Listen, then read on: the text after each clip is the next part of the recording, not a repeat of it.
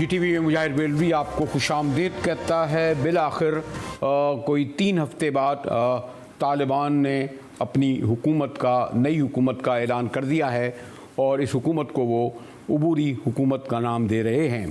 کابل میں ایک حد تک پرسکون بھی ہے، لیکن کہیں کہیں خواتین جو ہیں مظاہرے کرتے ہوئے بھی نظر آ رہی ہیں اور زندگی کو معمول پر لانے کے لیے طالبان پوری کوشش کر رہے ہیں کہ ماضی کی روایت کو رپیٹ نہ کریں۔ لیکن بہرحال جو کل ترجمان طالبان ذبیح اللہ مجاہد نے نئی یا جسے عبوری حکومت کا کہیں اعلان کیا، اس میں بڑے حد تک سرپرائز تھا۔ ذبیح اللہ مجاہد نے جن وزراء کا جو 33 رکنی کابینہ تھی ان کا اعلان کیا اور ان کا کہنا یہ تھا کہ یہ ملا ہیبت اللہ اخونزادہ یعنی جو امیر المومنین کا درجہ رکھتے ہیں ان کے نامزد کردہ ہیں۔ لیکن بہرحال یہ بھی اپنی یہ حقیقت ہے کہ خود ملا ہیبت زادہ اخوند کوئی ویڈیو لنک کے ذریعے اس طرح سامنے نہیں آئے، تاہم جیسے میں نے کہا کہ ان کے ترجمان کا یہی کہنا تھا کہ یہ سب ان کے نامزد کردہ ہیں۔ سرپرائزلی طالبان نے جو اپنی عبوری حکومت کا اعلان کیا ہے اس کے وزیر اعظم ملا حسن اخوند ہیں اور یہ عبوری وزیر اعظم ہی کہلائیں گے، جبکہ ان کے 2 نائبین ہیں، ملا عبدالغنی برادر اور مولوی عبدالسلام نائب وزیر اعظم، جبکہ ملا محمد یعقوب کو جو ملا عمر یعنی بانی طالبان ہیں انہیں وزیر دفاع کا درجہ دیا گیا ہے۔ سراج الدین حقانی، مشہور زمانہ حقانی نیٹ ورک، جس نے بہرحال اس پوری لڑائی میں سب سے اہم رول ادا کیا، حملوں کے ذریعے، دھماکوں کے ذریعے، اور امریکہ کے لیے بھی وہ موسٹ وانٹیڈ پرسن رہے، ان کو وزیر داخلہ کہا گیا ہے لیکن عبوری دور کا۔ پھر وزیر خارجہ کا پہلے نام ایک نسبتاً یہ کہا جا رہا تھا کہ ایک پرو انڈین جنہوں نے وہاں تعلیم حاصل کی وہ ہوں گے، لیکن امیر خان متقی کو وزیر خارجہ نامزد کیا گیا ہے۔ پھر ہدایت اللہ بدری وزیر خزانہ، شیخ منیر وزیر تعلیم۔ لیکن ایک اور سرپرائز یہ کہ وہ جو انکلوسیو یعنی جو ایک مخلوط حکومت کی بات کی جا رہی تھی تواتر سے طالبان کی جانب سے بھی اور ایک طرف سے دیگر جو ممالک تھے وہ بھی توقع کر رہے تھے، جس میں پاکستان بھی تھا، کہ شاید اس میں عبداللہ اور حامد کرزئی، بہرحال عبداللہ، حامد کرزئی، گلبدین حکمتیار نے اس حکومت کا، طالبان کی نوزائیدہ حکومت کا اس وقت ساتھ دیا جب اشرف غنی فرار ہو چکے تھے اور طالبان میں کابل میں ایک افراتفری کا ماحول تھا، اس میں بڑا سہارا ملا، ملک کے اندر ہی نہیں ملک کے باہر بھی۔ لیکن بہرحال ان کو نہیں رکھا گیا، ہو سکتا ہے ان کو شاید اگلے مرحلے پر رکھا جائے۔ پھر خود ذبیح اللہ مجاہد صاحب وزیر اطلاعات ہیں اور نائب وزیر بھی ہیں۔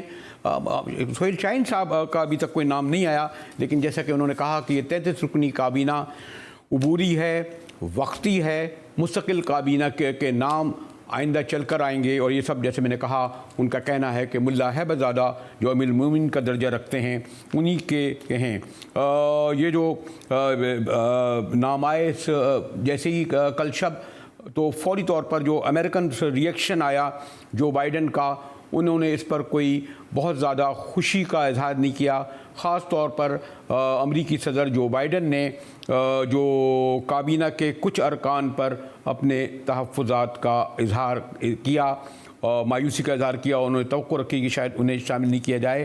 جبکہ انٹرسٹنگلی برادر ہمارے ملک ترکی کے صدر طیب اردگان جو ایک جہاں دیدہ سیاستداں ہیں، خود آپ نے دیکھا کہ اردگان نے کتنی لڑائی لڑی پاور میں آنے سے پہلے، پاور میں اپنی حکومت برقرار رکھنے کے لیے، اور ان کا نئی عبوری حکومت کے بارے میں جو انہوں نے ڈپلومیٹک ورڈ استعمال کیا، میں سوچ رہا تھا کہ اس کے کیا معنی ہیں، کہ یہ نئی افغان حکومت کا موجودہ میک اپ کب تک چلے گا، یہ کہنا تھا ہمارے ترکی کے صدر طیب اردگان کا۔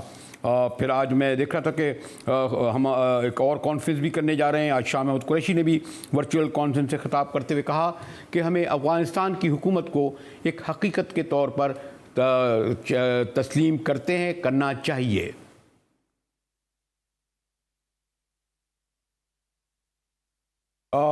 شاہ صاحب کا بھی میرے خیال ہے ابھی جو کانفرنس ہو رہی ہے، ایک اور کانفرنس بھی ہونے جا رہی ہے، جبکہ حکومت کے ترجمان، پی ٹی آئی کی حکومت کے ترجمان انفارمیشن منسٹر فواد چودھری نے بی بی سی کو انٹرویو دیتے ہوئے محتاط الفاظ میں اس حکومت یعنی مخلوط حکومت، عبوری حکومت پر اپنے رد عمل کا اظہار کیا۔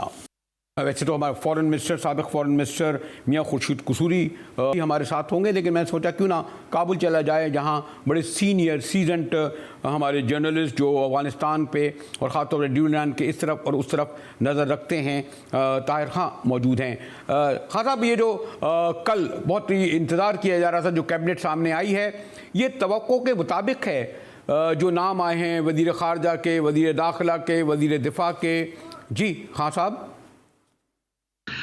جی بہت شکریہ آپ کا۔ میری نظر میں طالبان کا یہی پلان تھا کہ وہ اپنے لوگوں کو ہی لیں گے۔ ویسے جو میڈیا میں آتا رہا تھا کہ جو ملاقاتیں طالبان کے لوگوں نے کی تھی کابل میں حامد کرزئی سے، ڈاکٹر عبداللہ سے، حکمت یار سے اور بھی لوگوں سے، تو جو تاثر تھا کہ شاید یہ ایک جامع حکومت ہوگی یا براڈ بیسڈ حکومت ہوگی، لیکن ایسا نہیں تھا۔ طالبان کہتے ہیں، ابھی جب طالبان سے ہم کابل میں ملتے ہیں، بات کرتے ہیں، بلکہ ابھی تھوڑی دیر پہلے بھی خلیل الرحمان حقانی جو ہے سراج خود وزیر بھی بن گئے ہیں مہاجرین کا، تو یہ سب لوگوں کا یہ خیال ہے کہ یہ تو انقلاب آیا ہے اور یہ ہم فوجی راستے سے کابل آئے ہیں، افغانستان آئے ہیں، تو فیصلہ انہوں نے کرنا ہے، دنیا نے نہیں کرنا۔ اور ایک اور بات بھی ہے کہ ملا ہیبت اللہ، یہ کہا جا رہا ہے کہ اصل امیر المومنین ملا ہیبت اخندزادہ ہی ہوں گے، اور شاید انہیں وہی درجہ حاصل ہو جو ایران میں ہمارے آیت اللہ کو ہوتا ہے، لیکن کوئی ویڈیو لنک کے ذریعے نہیں آئے، لیکن یہ سب انہی کے نامزد کرتا ہے، کلیکٹیو ڈیسیشن ہے یہ، یا ان کا ہے ڈیسیشن امیر کا؟ یہی ہم سنیں طالبان سے یہاں پہ کہ فیصلہ انہوں نے کیا ہے۔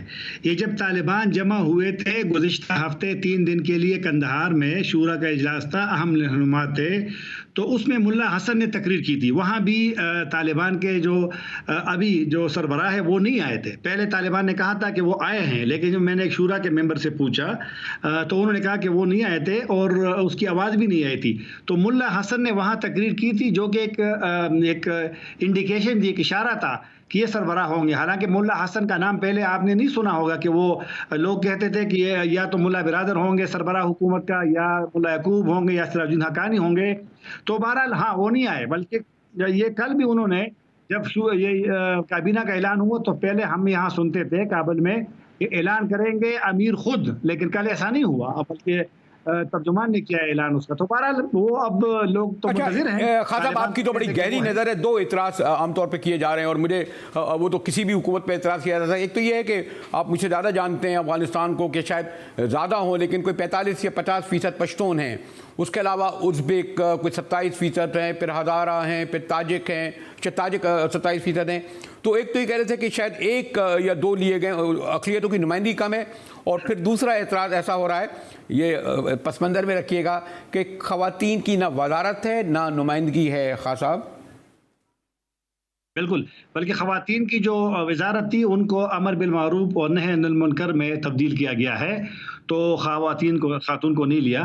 تو دوسری بات یہ ہے کہ طالبان تو اس کو انکلوسیو کہتے ہیں، لیکن یہ نہیں ہے، یہ اس معنوں میں اس معنی میں یہ نہیں ہے، کیونکہ دنیا کا یہ خیال تھا کہ اس میں دیگر لوگ بھی شامل ہوں گے، لیکن جو 33 تک جو فہرست آئی ہے، جس میں وزراء بھی ہے، جس میں نائب وزراء بھی ہے، جس میں مختلف آرمی چیف بھی ہے، مختلف اداروں کے سربراہان ہیں، تو یہ صرف طالبان کے، بلکہ 70 سے 75% اسی کابینہ کے لوگ پرانے لوگ ہیں۔ تو پرانے اگر لوگ ہیں تو پرانے لوگوں کی سوچ میں تبدیلی آئی ہے، کیونکہ لوگوں کو 96 اور 2001 کے زمانے کا طالبان کا وہ دور بھی یاد ہے، کہ پھر کچھ اس وقت نظر آتا تھا کہ انہوں نے جو شریعت جس طرح نافذ کی تھی۔ ایک نظام بنے گا جب ان کی پالیسیوں کا اعلان ہوگا، لیکن اس وقت تک تو کوئی بڑی پالیسی، کیونکہ دنیا نے کہا کہ اسلامی امارات نہ اعلان کرے، انہوں نے کر دیا ہے۔ دنیا نے کہا کہ اسلامی امیر المومنین کا وہ تسلیم نہیں کریں گے، انہوں نے کر دیا۔ دنیا نے کہا کہ آپ انکلوسیو گورنمنٹ بنائیں، تمام کو لے کر ساتھ چلیں، لیکن انہوں نے نہیں لیا۔ تو لہٰذا طالبان اپنے سسٹم سے خود اور ان کا موقف ہے کہ ہم ان لوگوں کو ساتھ نہیں لے سکتے جنہوں نے 20 سال تک مختلف حکومتوں میں وہ ان کا رول رہا ہے. تو طالبان کا اپنا موقف ہے. اور ویسے بھی طالبان کی جو مینٹلٹی ہے وہ کسی پہ اعتبار نہیں کرتے. وہ یہ داعش سے لڑائیاں ہوتی رہی. آپ جیسے سینئر صحافی پہ بھی ہے، آپ جیسے سینئر صحافی بھی اعتبار نہیں کرتے. خیر ایک آخر میں اگر کنکلوڈنگ آپ سے سوال کروں، میرے استاد محترم نثار عثمانی یہ کہا کرتے تھے، اور اس لیے میں محتاط ہوں کہ میں کراچی میں بیٹھا ہوں، کہ آپ جس جگہ نہ جائیں وہاں جو ایونٹ ہو رہا ہو، وہاں جو خبر بن رہی ہو، اس کی رپورٹنگ نہ کریں. ماشاءاللہ آپ کابل میں موجود ہیں، اس سے صحیح رپورٹنگ کریں گے. یا ٹھیک ہے کچھ لوگ کہہ رہے تھے کہ پریشر ہوگا، لیکن آپ یہ سمجھتے ہیں کہ مجموعی طور پر، عمومی طور پر، کیونکہ واقعی آپ جیسے کہہ رہے ہیں کہ انقلاب ہے، کابل جو ہے وہ آہستہ آہستہ نارمل زندگی کی طرف بڑھ رہا ہے. سوا لوگ جا چکے ہیں، بینکوں میں لوگ جا رہے ہیں، دفاتر میں لوگ جا رہے ہیں، اسکولوں میں جا رہے ہیں. لوگوں کو بڑی دلچسپی اس کی. اور آپ کو تو علم ہے کہ پاکستان کا تو تورخم کے راستے ہمیشہ 30-40 ہزار لوگوں کا آنا جانا رہتا تھا. خان صاحب تورخم تو بند ہے، اس طرف سے بند ہے افغانس کے لیے، اور پاکستان نے بہت زیادہ ویزے بھی دیے ہیں جو لوگ افغانستان سے نکلنا چاہتے ہیں، لیکن تورخم بند ہے. کابل میں زندگی نارمل ہے، دکانیں کھلی ہے، بہت رش ہوتا ہے، ٹریفک جام ہوتا ہے، لیکن بڑے مسائل بھی ہے. نظام نہیں ہے، پولیس نہیں ہے، بینکوں پہ بہت رش ہے، بینک بند ہے. اب جو لوگ جاتے ہیں، میں پرسوں ایک یہاں بینک ہے اس کے سامنے لوگ کھڑے تھے تو میں گیا تو ایک بندے نے کہا 4 دن سے مسلسل وہ آ رہے ہیں کہ پیسے نکالے، لیکن ان کو موقع نہیں ملتا. لیکن کچھ مثبت علامتیں بھی ہیں. جو منی چینجر کا بڑا بازار ہے، شہزادہ سرائے اس کو کہتے ہیں، وہ کھل گیا ہے. ویسٹرن یونین نے اعلان کیا ہے وہ اب وہ پیسے بھیج رہے ہیں، پیسے جا رہے ہیں، پیسے آ رہے ہیں. اور ایک اچھی بات ہے کہ جو افغانی ہے، کرنسی جو ہے، ان کی جو ویلیو ہے، ان کی جو حیثیت ہے، وہ ڈالر کے خلاف وہ اوپر چلی گئی، ڈالر کے اگینسٹ. تو لہٰذا یہ چیز مثبت ہے. لیکن بہرحال لوگوں میں ابھی بھی تھوڑا سا کابل کا جو ماحول ہے وہ دیگر شہروں سے تھوڑا سا تبدیل ہے. یہاں لوگ اب جو مظاہرے ہوئے ہیں، پھر ان کی پکڑ دکڑ ہوئی، پھر صحافیوں کو گرفتار کیا گیا، پھر خواتین کے جلوس اور فائرنگ مائرنگ، ان کو لوگ پسند نہیں کرتے.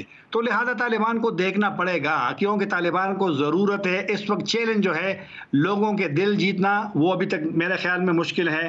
دنیا کا جو ریکگنیشن ہے وہ مشکل ہو گیا ہے طالبان کے لیے. جب انہوں نے اسلامی امارات کا اعلان کیا، جب امیر المومنین کا اعلان کیا، جب حکومت میں کسی اور کو شامل نہیں کیا. تو طاہر خان صاحب آپ کا بڑا شکریہ. اور میں جیسے کہ کہہ رہا تھا کہ طاہر خان صاحب یہ سب کچھ کابل میں بیٹھ کر یہ سب اپنی آبزرویشن دے رہے ہیں، اور جو یہاں یہ سمجھا جا رہا تھا کہ نہیں جی ممکن ہی نہیں ہے کہ کوئی اس طرح تبصرہ تجزیہ کرے، جیسے کہ انہوں نے کہا کہ ابھی تک لوگوں کا دل جیتنے میں ذرا وقت لگے گا. ان کا یہ کہنا تھا کہ ابھی اس طرح زندگی ایک حد تک تو معمول پر آئی ہے. انہوں نے کرنسی کے بارے میں کہا جو ایک میں نے جیسے کہا کہ بڑی گہری نظر ہے طاہر خان صاحب کی ڈیولپمنٹ کے اس طرح وہ طرف، اور ان کی آبزرویشن سے ہمیں بہت سارے سوالوں کے جواب مل گئے. بقیہ گفتگو ذرا زیادہ تفصیل سے سابق وزیر خارجہ میاں خورشید قصوری سے کریں گے کہ 2001 میں جب طالبان کی حکومت رخصت ہوئی، امریکہ نے جو کچھ کیا، اس حوالے سے قصوری صاحب ایک اہم سینٹرل مرکزی ان کا کردار تھا. مگر ان سے گفتگو کریں گے ایک وقفے کے بعد. ہمارے ساتھ رہیے گا.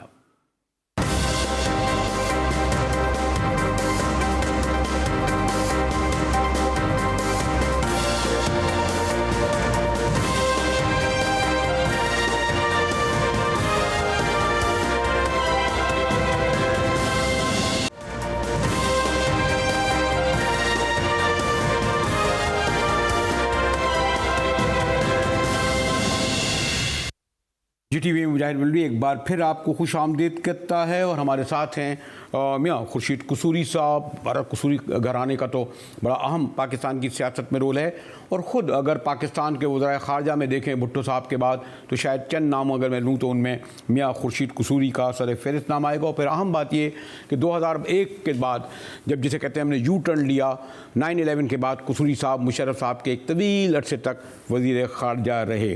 قصوری صاحب تھینک یو، آپ نے ہمارے لیے وقت نکالا. اور ویسے تو اور بہت سارے تبصرے آئے ہیں، لیکن ترک وزیر اعظم طیب اردگان کا بڑا انٹرسٹنگ ہے. میں نے سوچا کیونکہ آپ انہیں جانتے بھی ہیں اور ان کے جو ورڈ ہیں وہ بھی بڑے چونکا دینے والے کہہ سکتے ہیں.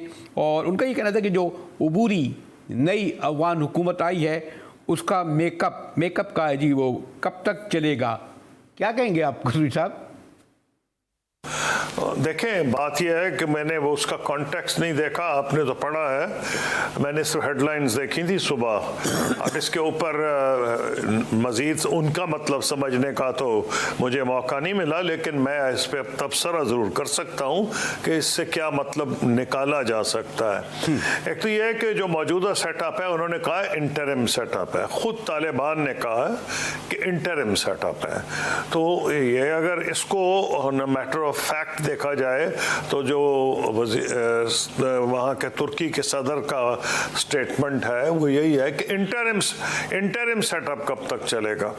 एक तो ये बात है। नंबर दो ये है कि इसमें इस बात का भी इजहार है कि जो सारी बैनुल-अक़वामी बरादरी कह रही थी कि जी इसको इंक्लूसिव ज़्यादा बनाया जाए, उनको इस बात का इंतज़ार है कि इसको कब ज़्यादा इंक्लूसिव बनाया जाएगा। हालांकि कहा यह गया है कि इसमें एक उज़्बक और एक ताजिक हैं, लेकिन अभी तक क्लैरिफिकेशन नहीं कि वो कौन लोग हैं।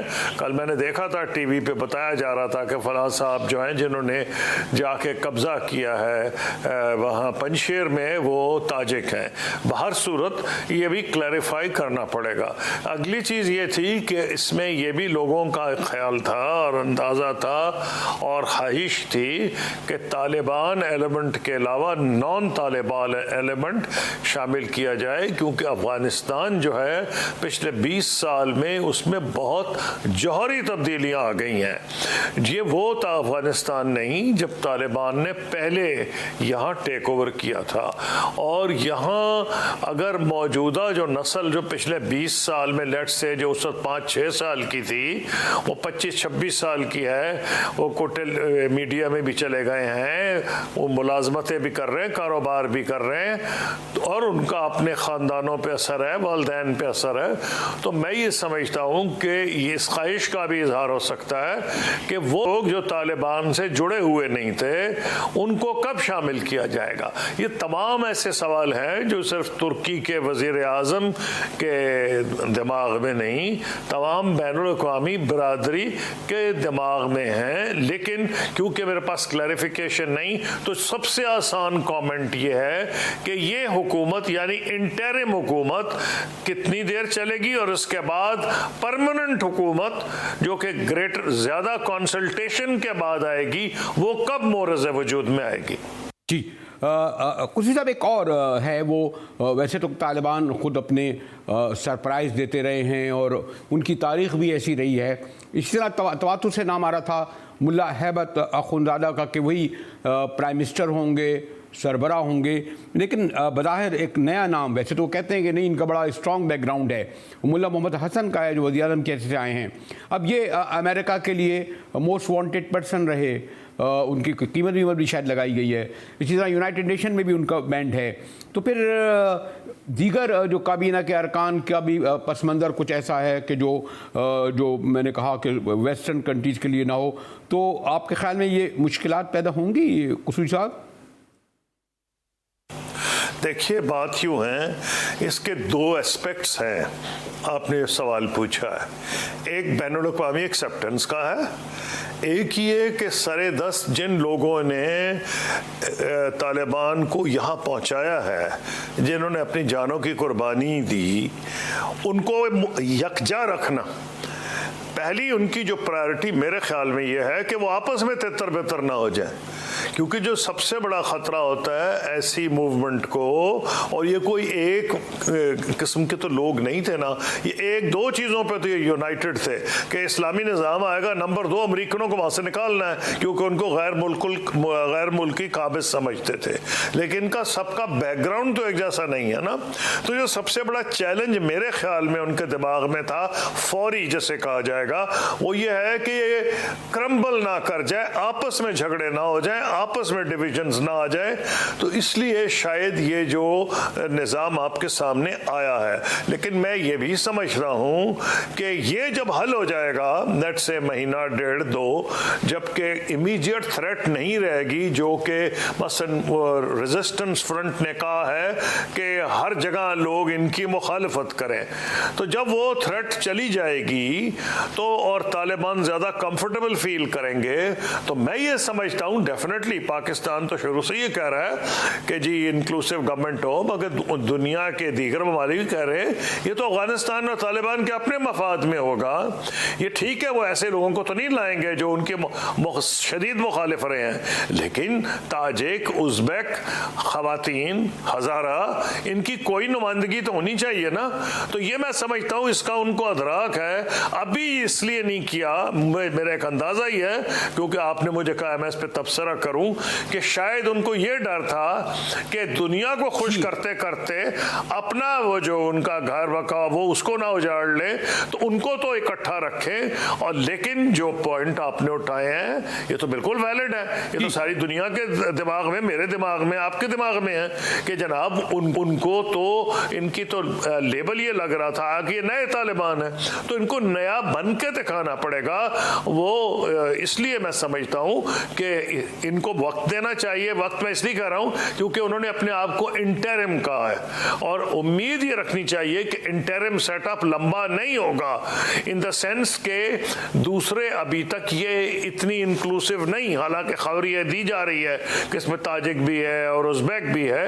तो मैं समझता हूँ कि इस इलाके के जो मकाले आपने तुर्की का जिक्र किया है, वहाँ उज़्बेकाबाद है, ताजिकिस्तान जो उनका नेबर है वहाँ ताजिकाबाद है, और तुर्की मैं इसलिए कह रहा हूँ कि तुर्कमान जो रियासतें हैं जो सारी सेंट्रल में हैं बशमूल तुर्कमानिस्तान, ये तमाम रियासतों का नस्ली जो राब्ता है और उनका कुर्बत है वो तुर्की से है, और तुर्की की उनसे कुछ यानी मुझे इल्म है कि ये काफ़ी हसास इशूज़ हैं जिसको आपने तफसील से बयान किया। अब हमारे ISI के सरबराह वहाँ गए, इस पर भी कुछ सवाल उठाए गए लोगों ने, लेकिन और भी जो है एजेंसियों के मुल्कों की वहाँ लोग गए हैं। तो हमारी जो फॉरेन पॉलिसी है अभी तक, क्योंकि सबसे ज़्यादा हम पर मलबा गिरता है, मुझे कहना नहीं चाहिए दुरुस्त में हकीकत पसंदाना है, बयान तो हमारे वज़ीर ख़ारजा और दीगर लोग बड़े मोहतात दे रहे हैं। कसूरी साहब, अच्छा देखिए, बात यह है कि आपका ये कहना बिल्कुल बजा है, लेकिन मैं एक कमेंट ज़रूर करना चाहूँगा। वो ये है कि आपने कहा था कि ISI के चीफ पहले गए, उनसे पहले तो अमेरिका के मिलिट्री चीफ गए हैं और शायद दीगर ममालिक के भी मिलिट्री चीफ गए हैं। उसकी वजह एक है कि अगर फॉरेन मिनिस्टर चला जाए तो रिकग्निशन के मतरादिफ होता है। अभी तो उनको रिकग्नाइज नहीं किया गया, और इंटेलिजेंस के चीफ्स इसलिए जा रहे हैं कि वहाँ अभी कोई, अब कल तक हुकूमत ही नहीं थी, तो जाना जिसने था वो इंफॉर्मेशन लेने जाना था। तो ये तो बिल्कुल वाज़ेह बात है कि वो इंटेलिजेंस वाले गए, क्योंकि लोग पूछे थे फॉरेन मिनिस्टर क्यों नहीं गए, तो फॉरेन मिनिस्टर में ख्याल है वो तो किसी और मुल्क के भी नहीं गए, और वो इसीलिए नहीं गए कि अभी तक फैसला नहीं किया रिकग्निशन का। तो मैं समझता हूँ कि लेकिन पाकिस्तान का तो दूसरे ममालिक से ज़्यादा इसमें इंटरेस्ट है कि अफगानिस्तान में इस्तेहकाम आए, क्योंकि उनके इस्तेहकाम से हमारा इस्तेहकाम जुड़ा हुआ है, और बहुत ज़रूरी है कि ऐसी हुकूमत आए जो ईरान के लिए भी काबिल कबूल हो, क्योंकि ये नहीं भूलना चाहिए कि पाकिस्तान के अलावा ईरान का उनके साथ बॉर्डर है, बहुत बड़ा बॉर्डर है। चीन की तो जियो पोलिटिकल कंसिडरेशन हो सकती है ना, रूस की, लेकिन ईरान की और नौयत की हैं, सेक्टेरियन भी हैं। मसलन अगर हज़ारा नहीं अकोमोडेट होते, अगर शिया कम्युनिटी उनको ये लगे कि वो मार्जिनलाइज हो रही है, तो फिर वो ईरान ऐसे सेटअप को लॉन्ग टर्म सपोर्ट नहीं करेगा। तो ये तो पाकिस्तान के मफाद में है, ईरान के मफाद में है, खुद तालिबान के मफाद में है कि उसको इतना ब्रॉड बेस्ड करें कि जो इर्द गिर्द के ममालिक हैं उनके लिए उसको एक्सेप्ट करना मजीद आसान हो। तो ये जो, लेकिन जो आपको मुझे समझ आई है कि ये क्यों ऐलान किया गया जल्दी में, कि एतराज़ ये हो रहा था कि इतने आपस में डिवाइडेड हैं कि ये ऐलान ही नहीं कर सकते हुकूमत का, ये उसका उन्होंने जवाब दिया है। लेकिन उम्मीद करनी चाहिए कि इंटरिम सेटअप लंबा नहीं होगा। कुछ एक आखिरी कंक्लूडिंग क्वेश्चन, क्योंकि हर एक के ज़हन में यह है कि अमीरुल मोमिनीन भी करार दिया है हैबतुल्लाह, उनको उन्होंने सामने नहीं आए हैं, कोई वीडियो के ज़रिए सामने नहीं आए हैं, और प्राइम मिनिस्टर एक और انون نیم میں ہی میں کہہ سکتا ہوں جو اب تک نہیں آ رہا تھا. اور ویسے ہی میرے خیال میں شاید یہ ایک حکمت عملی بھی ہو سکتی ہے افغانستان ہمارے طالبان کی, کیونکہ ابھی تک وہ گھرے ہوئے ہیں خاص طور پر ویسٹرن پریشر اور امریکنز وغیرہ. تو ملا ہیبت کے بارے میں یعنی کوئی تبصرہ نہیں کرنا چاہتا, نہ کوئی تصدیق کہیں سے ہو رہی ہے. آپ کیا سمجھتے ہیں کہ ان کا سامنے خود نہ آنا اب تک؟ اس کا جواب تو میں نہیں دے سکتا, اس کا تو آپ کو طالبان کے اسپوکسمین سے پوچھنا چاہیے. میں آپ کو کیسے جواب دے دوں؟ آئی ایم ناٹ, میرا تو نہیں اس میں کام کہ آپ کو جواب دوں وہ کیوں نہیں کر رہے, کیا وجہ ہے. لیکن یہ بات نظر نہیں آ رہی کہ جیسے آپ نے ذکر کیا ملا عمر کے بارے میں, ایسی کوئی خبر تو نہیں آئی. اب میں اس پہ کیا کامنٹ کر سکتا ہوں؟ میں تو مزید کامنٹ کرنے سے بالکل میرے ممکن ہی نہیں ہے, کیونکہ یہ تو طالبان کے اسپوکسمین سے آج نہیں تو کل پوچھ لیا جائے گا.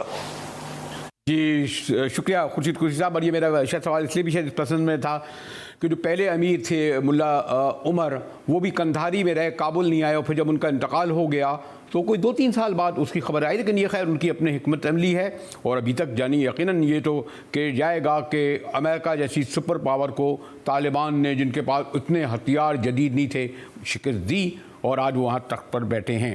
بریک کے بعد آئیں گے تو ذرا سا چلیں گے کہ ایک اور کنٹروورشل ایشو ہے, اور وہ ہے ووٹنگ مشین. الیکشن کمیشن نے اسے مسترد کر دیا ہے. بڑے ہارڈ ورڈ استعمال کیے ہیں, اس کے بارے میں اس پر گفتگو کریں گے. ایک بریک کے بعد ہمارے ساتھ رہیے گا.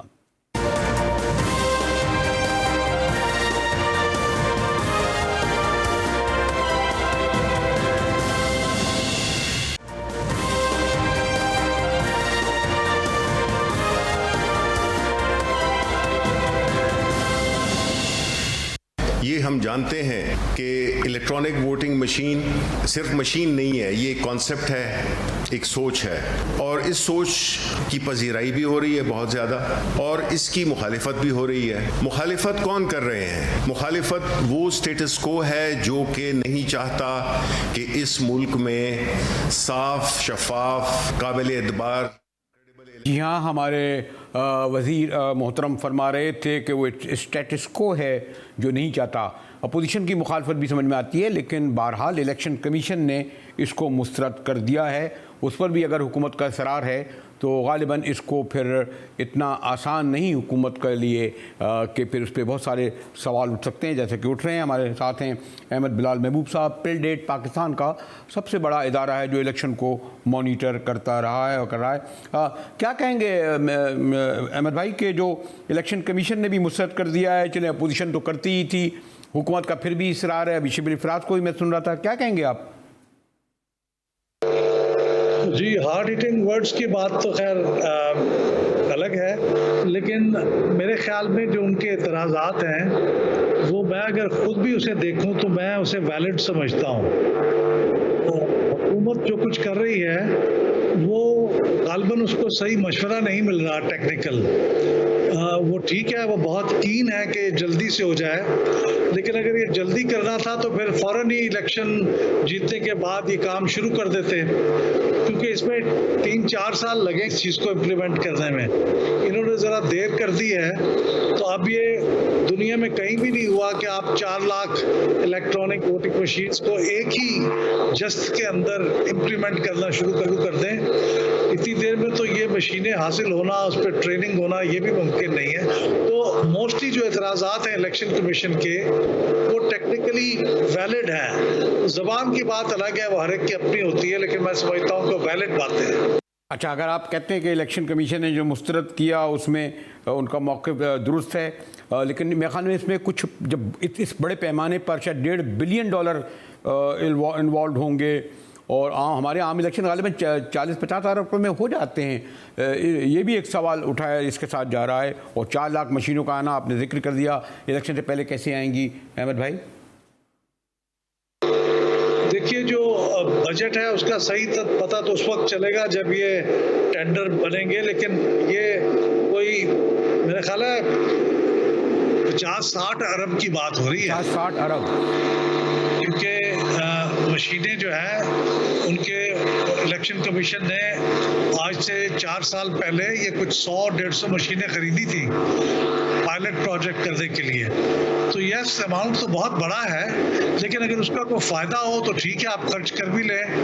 لیکن بظاہر یہ ہے کہ ہمیں جو الیکشن کے مسائل درپیش ہیں, جس کی وجہ سے الیکشن میں ڈسپیوٹس ہوتے ہیں اور کوئی سیاسی جماعتیں جو اپوزیشن کی ہوتی ہیں ہارنے والی, وہ ان کو مانتی نہیں ہیں, تو اس میں تبدیلی نہیں آئے گی الیکٹرانک ووٹنگ مشین کی وجہ سے, تو اس کا کوئی فائدہ نہیں ہونے والا, خاص طور پہ جبکہ اتفاق رائے بھی نہیں ہے. تو یا اس کے اوپر کوئی 60-70 ارب کا تخمینہ ہے روپے کا, جبکہ پچھلے الیکشن میں بتایا جاتا ہے کہ 20 ارب روپے خرچ ہوئے تھے الیکشن کے اوپر, تو ان سے 3 گنا زیادہ خرچ آئے گا, اور ہو سکتا ہے اس سے کچھ زیادہ ہی خرچ ہو, کیونکہ اس کی اسٹوریج کے لیے, ٹرانسپورٹیشن کے لیے, ٹریننگ کے لیے بہت سی چیزیں ایسی ہیں جن کا صحیح تخمینہ.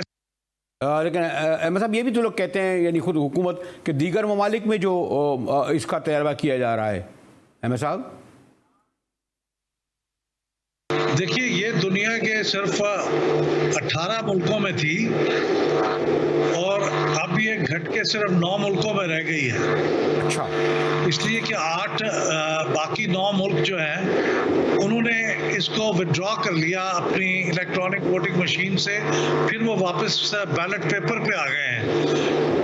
وہاں پہ کچھ لوگوں نے اعتراض کیا, وہاں پہ کچھ عدالتوں نے اعتراض کیا کہ اس کی ٹرانسپیرنسی نہیں ہے, پتہ ہی نہیں چلتا کس نے کس کو ووٹ دیا اور واقعی اس کو گیا. اور کچھ نے اسٹوریج کے اوپر کہا کہ بہت بڑا خرچ آتا ہے. تو اب دنیا میں صرف 8 یا 9 ملکوں میں استعمال ہو رہا ہے. یہ 250 کے قریب ملک ہیں جو اپنے آپ کو ڈیموکریسی کہتے ہیں, تو یہ بہت تھوڑے ملک ہیں جہاں پہ استعمال ہو رہا ہے.